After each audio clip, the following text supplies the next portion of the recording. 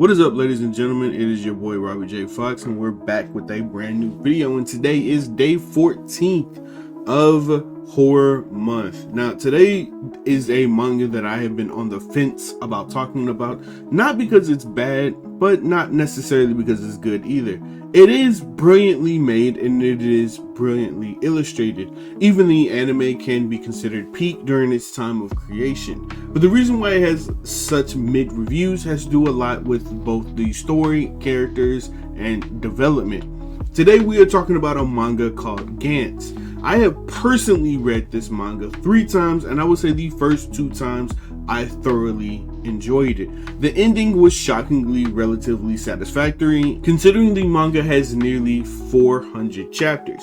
If you need a long binge, then this is definitely the manga to go. But be warned, there are some frustrating situations that will make you cringe. The story is about a group of people who have died in the real world and are summoned into a room with a black ball called Gantz.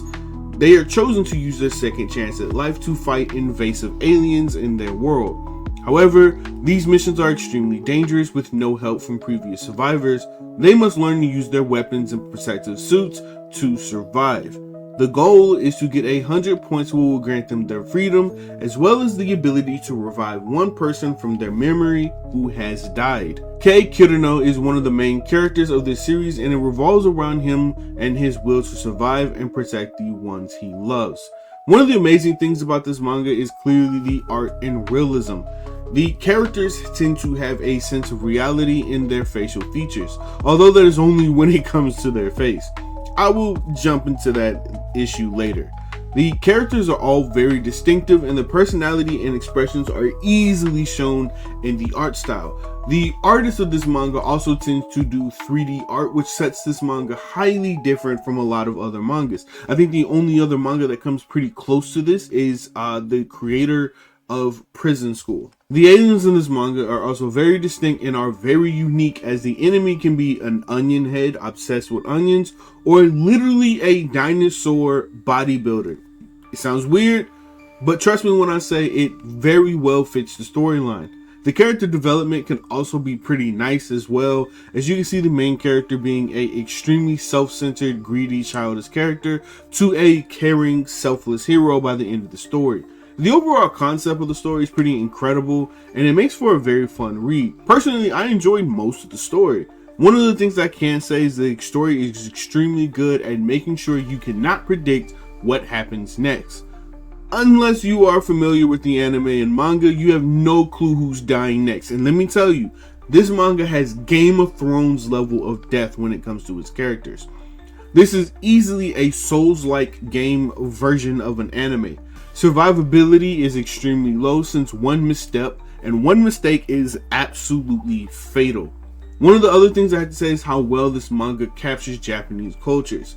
In the beginning, you can see a man in a railroad track literally minutes away from being run over, and no one helps him for what seems like a really long time. It is only the last few seconds that someone actually tries to help him, of course leading to their deaths. Realistically speaking, there would have been no casualties if someone had stepped in earlier or prevented the man from falling in the tracks in the first place. If you watch a lot of anime or if you read a lot of manga, you'll see that oftentimes when there is trouble or someone being bullied, people try to avoid it or ignore it because it makes them uncomfortable. Getting involved adds more problems.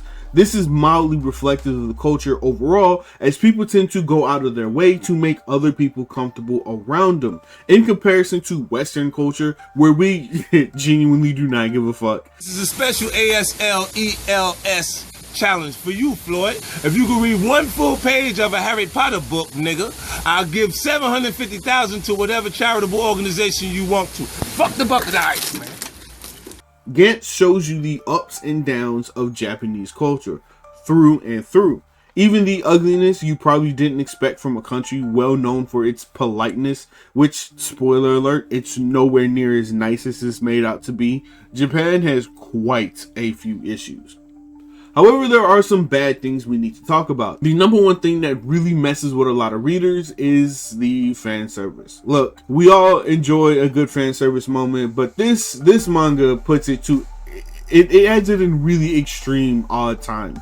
There are times when it makes sense, and then there are times where it's there for no conceptual reason. In the beginning, a girl spawns in the room completely naked, as it seems that she tries to self-delete in a bathtub previously. Almost immediately, she's nearly assaulted. Like, holy shit. We're barely 2 chapters in. Almost every chance you get, she is either naked or damn near being assaulted throughout this manga. She is assaulted, I kid you not, she is assaulted 3 times within the first 10 chapters. Like, to a certain extent, give this poor girl a break. She is naked in the manga more times than she's actually clothed. One of the other issues in this manga is the women overall. Excluding the main love interest, almost every woman is some busty, provocative woman. And as you can imagine, when they run, well, you get the picture. Gantz is also chock full of pinups that makes you take the manga a tad bit less seriously. Don't get me wrong, I love a little fan service, but only when it makes sense, unless it's an anime like, you know, High School DxD, where it's not supposed to make sense. Then there's the main love interest, Tay. I don't know why she annoyed me so much, but she is the one character out of all the female characters, and I mean literally all of the female characters, that is just unattractive. I'm sorry. You can disagree with me if you want, but out of all the characters in the manga, she is the least visually attractive. And I do understand the reasoning behind it. You find loves in places that you don't expect. But the problem is, she is the only unattractive female characters. Like, I can't think of another single female character that was unaesthetically pleasing. Unless you count the granny in earlier chapters, which, you know, do your thing. The other issue with the manga is, as you can imagine, plot holes. And my god, there is quite a few of them. However, I can't really get into the plot holes without actually spoiling the story, so I do apologize that I don't go too deep into it. You'll just have to take my word for it. This thing does have a lot of plot holes, but if you can get over it, it does make for a good manga. One last issue that I kind of had with this manga, and this is kind of on a personal note, but the one racist moment, I can't really get over it. There's a scene that in order to be killed, a character literally puts on blackface and then he proceeds to do a shootout in a public place. I'm sorry, what?